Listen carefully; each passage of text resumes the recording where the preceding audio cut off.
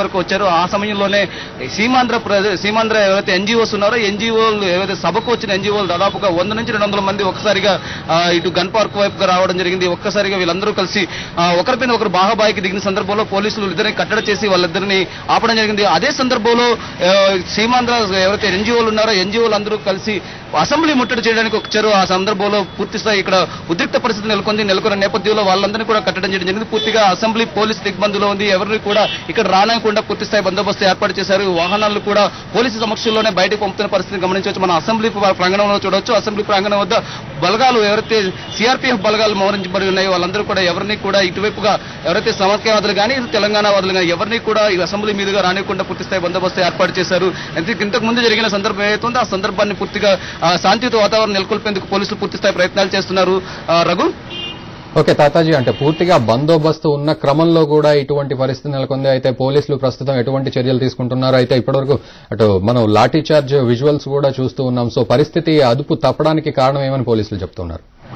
రఘు, ఈ రోజు ఉదయం నుంచి కూడా చూసుకుంటే ఇటు సీమాంధ్ర ఎన్జీఓలు ఎవరైతే ఉన్నారో సమైక్యాంధ్ర పరిరక్షణ పేరుతో సేవ్ ఆంధ్ర పేరుతో సభ ఏర్పాటు చేయడం జరిగింది. అదే సందర్భంలో తెలంగాణ వాదులు అంతేకాకుండా టీఆర్ఎస్ నాయకులు బంద్కు పిలుపునిచ్చిన నేపథ్యంలో ఉదయం నుంచి కూడా గన్ పార్క్ దగ్గర ఉద్రిక్త పరిస్థితి నెలకొన్న పరిస్థితి మనం గమనించవచ్చు. ఎందుకంటే ఉదయం నుంచి కూడా వివిధ వ్యక్తులు ఎవరైతే తెలంగాణ వాదులు కానీ టీఎన్జీఓస్ కానీ తర్వాత తెలంగాణ అడ్వకేట్ నాయకులు మరోవైపు టీఆర్ఎస్ ఎమ్మెల్యేలు అంతేకాకుండా అన్ని ప్రాంతాల ప్రజలు ఎవరైతే టీఆర్ఎస్ సంబంధించి కానీ తెలంగాణ వాదులు కానీ ఇక్కడ నిరసన తెలిపిన నేపథ్యంలో పోలీసులు అరెస్టు చేయడం జరిగింది. అరెస్టులు కొనసాగుతుండగానే ఒకవైపు విద్యార్థులు కూడా ఆందోళన జరిగింది. విద్యార్థులు నిజాం హాస్టల్ ఏదైతుందో నిజాం హాస్టల్ దగ్గర దాదాపు 2 గంటల పాటు ఉద్రిక్త పరిస్థితి నెలకొని ఉంది.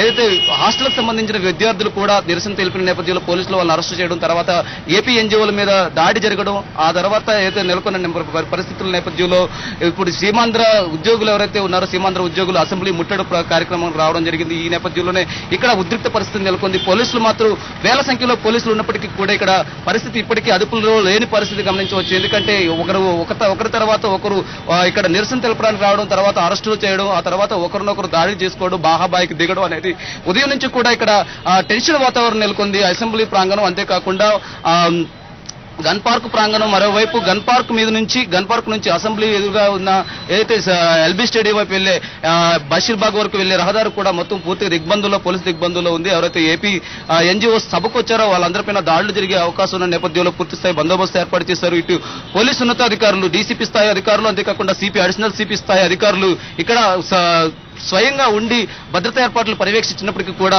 ఉదయం నుంచి కూడా ఇక్కడ ఉద్రిక్త పరిస్థితులు నెలకొంది. టెన్షన్ వాతావరణం నెలకొంది. పోలీసులు ఎంత స్థాయిలో వాళ్ళ ప్రయత్నాలు చేస్తున్నప్పటికీ కూడా ఓవైపు దాడులు జరుగుతున్నాయని ఒకరు బాహాబాయికి దిగడం అనేది ఉదయం నుంచి ఇక్కడ జరుగుతున్న పరిస్థితి ఆందోళనకరంగానే ఉంది. అయితే మరోవైపు మరికొద్దిసేపట్లో అయితే సభ ముగిసిన తర్వాత ఎలాంటి పరిస్థితి ఉంటుందో కూడా ఆందోళనకరమైన విషయం. ఎందుకంటే పోలీసులు ఇంతకుముందు సభకులో ఉన్న కొంతమంది బయట ఉంటే వాళ్ళ మీదే దాడులు జరుగుతున్నాయి. ఈ నేపథ్యంలో పోలీసులు వాళ్ళనే కట్టడి చేయాలని పరిస్థితి. సభ నుంచి ఒకవేళ అందరూ బయటకు వస్తే దాదాపుగా వేల మంది, దాదాపు 50,000 నుంచి 1,00,000 మంది బయటకు వచ్చిన తర్వాత ఇక్కడ సభ నుంచి బయటకు వచ్చిన వారికి ఎలాంటి రక్షణ కల్పిస్తారనేది కూడా ప్రశ్నార్థకంగానే కనిపిస్తుంది.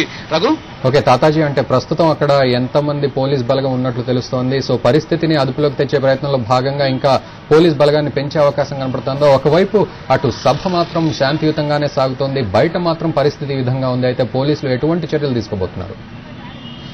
రఘు, ఉదయం అయితే మనకి 2 రోజుల క్రితం పోలీసు బలగాలకు సంబంధించి దాదాపు 5,000 మంది బలగాలు ఇక్కడ ఏదైతే సభా ప్రాంగణం చుట్టూ, అంతేకాకుండా సభ చుట్టూ ఏదైతే ఎల్బీ స్టేడియం ఉందో ఎల్బీ స్టేడియం చుట్టూ 2 కిలోమీటర్ల మేర పోలీసులు పూర్తిస్థాయి బలగాలు ఏర్పాటు చేశారు. అంతేకాకుండా నగర శివారు ప్రాంతాల్లో కూడా ఉదయం నుంచి కూడా బలగాలు ఏర్పాటు చేయడం జరిగింది. కానీ ఇప్పుడు ప్రస్తుతం చూసుకుంటే ఉదయం 10 గంటల ప్రాంతం నుంచి కూడా ఉద్రిక్త పరిస్థితులకు దారితీస్తుంది. ఎందుకంటే పోలీసులు సరైన రక్షణ కల్పించలేని పరిస్థితి మనం గమనించవచ్చు. ఎందుకంటే ఓవైపు నిరసనలు, మరోవైపు అరెస్టులు, అంతేకాకుండా ఒకరిపై ఒకరు బాహాబాహి దిగడం అనేది చాలా ఇబ్బందికరమైన పరిస్థితి, ఇక్కడ ఆందోళన పరిస్థితి కనిపిస్తుంది. ఈ నేపథ్యంలో సాయంత్రం అయితే సభ ముగిసిన తర్వాత వేలాది మంది బయటకు వచ్చిన నేపథ్యంలో పోలీసు బలగాలు పెంచాల్సిన అవసరం ఉంటుంది. దీనిపై పోలీసు ఉన్నతాధికారులు కూడా సమీక్ష నిర్వహిస్తున్నట్టుగా మనకు సమాచారం అవుతుంది. ఎందుకంటే పోలీసు వాహనాలపైన కూడా దాడులు జరిగాయి.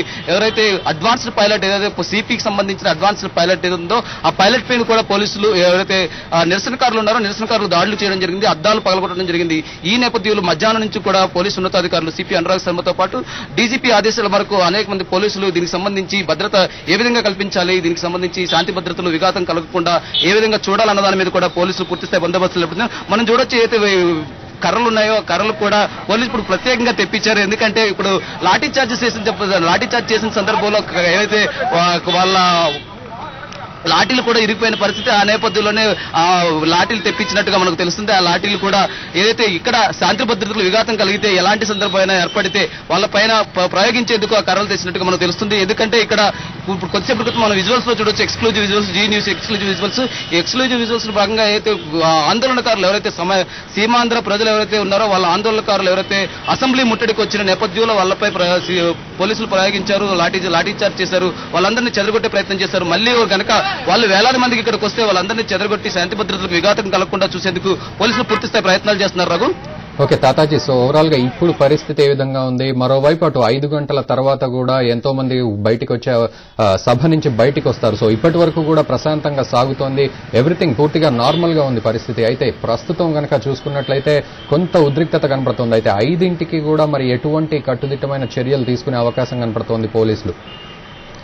రఘు, ఏదైతే 3 గేట్ల నుంచి లోపలికి అనుమతించడం జరిగింది, ఏవైతే ఏపీ ఎన్జీఓస్ సభకు ఎవరైతే వచ్చారో వాళ్ళందరినీ 3 గేట్ల నుంచి లోపలికి అనుమతించడం జరిగింది. తర్వాత వాళ్ళందరూ కూడా 5 గంటల ప్రాంతంలో బయటకు వెళ్లడానికి 2 రహదారులు ఉంచడం జరిగింది. ఏవైతే ఫతే మైదాన్ రహదారి, అంతేకాకుండా ఏదైతే సిసిఎస్ పోలీస్ స్టేషన్ సమీపంలో ఉన్న రహదారి, ఆ 2 రహదారులను కూడా బయటకు వెళ్లేందుకు అనువుగా ఉంచడం జరిగింది. అయితే ఈ 2 రహదారుల్లో కూడా పోలీసులు కట్టుదిట్టమైన భద్రతా ఏర్పాట్లు చేశారు. అయితే ఇప్పుడున్న భద్రతా ఏర్పాట్లకు సంబంధించి పొద్దున్న నుంచి పరిస్థితుల నేపథ్యంలో ఇప్పుడున్న భద్రతా ఏర్పాట్లకు సంబంధించి సరిపోవనే చెప్పుకోవచ్చు. ఎందుకంటే పొద్దున్న నుంచి గన్ పార్క్ దగ్గర కానీ, అంతేకాకుండా ఎల్బీ స్టేడియం వద్ద కానీ, అసెంబ్లీ దగ్గర కానీ ఏదైతే ఉద్రిక్త పరిస్థితులు నెలకొన్న నేపథ్యంలో ఎవరైతే ఏపీ ఎన్జీఓ సభ ముగిసిన తర్వాత 5 గంటల తర్వాత వచ్చే జనాభాకు వాళ్ళకి భద్రత కల్పించడంలో పోలీసులు విఫలం అవుతారనే చెప్పుకోవచ్చు. ఎందుకంటే ఇప్పటికే కొంతమంది జనాభా ఉన్న పరిసర ప్రాంతాల్లోనే వాళ్ళు ఒకరికొకరు బాహాబాహికి దిగుతున్న సందర్భంలో వాళ్ళని వారించలేని పరిస్థితి కనిపించింది.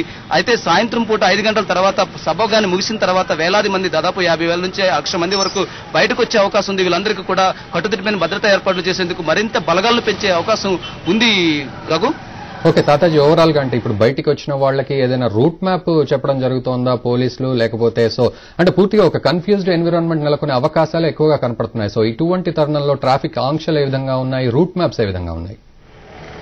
రఘు, ఏదైతే ఉదయం సీమాంధ్ర ఎన్జీఓస్ ఎవరైతే ఉన్నారో ఎన్జీఓస్ సేవ్ ఆంధ్రప్రదేశ్ సభకు వచ్చేటప్పుడు కూడా ఎక్కడైతే నగర శివారు ప్రాంతాల్లో వీళ్లపై దాడులు జరిగే అవకాశం ఉందని చెప్పేసి పూర్తిగా వాళ్ళకి ఎస్కాట్ వాహనాలు ఇచ్చి పోలీసులు వాళ్ళని లోపలికి అనుమతించిన పరిస్థితి.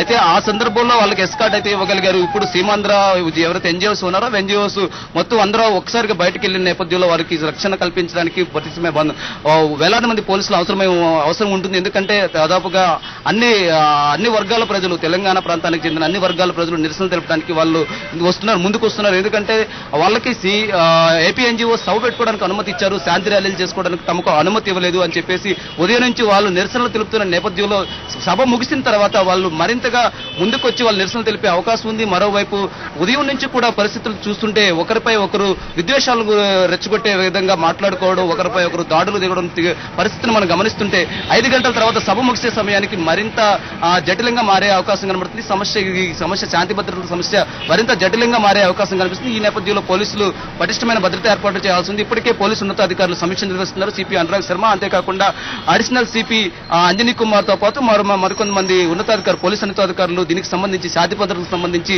సమీక్ష నిర్వహిస్తున్నారు. ఈ నేపథ్యంలో ఎంతమంది బలగాలు పెంచుతారు, దీనికి సంబంధించి వాళ్ళకి ఎలాంటి రక్షణ కల్పిస్తారన్న దాని మీద వేచి చూడాల్సిందే. Raghu, thank you very much Tataji. So అది గన్ పార్క్ వద్ద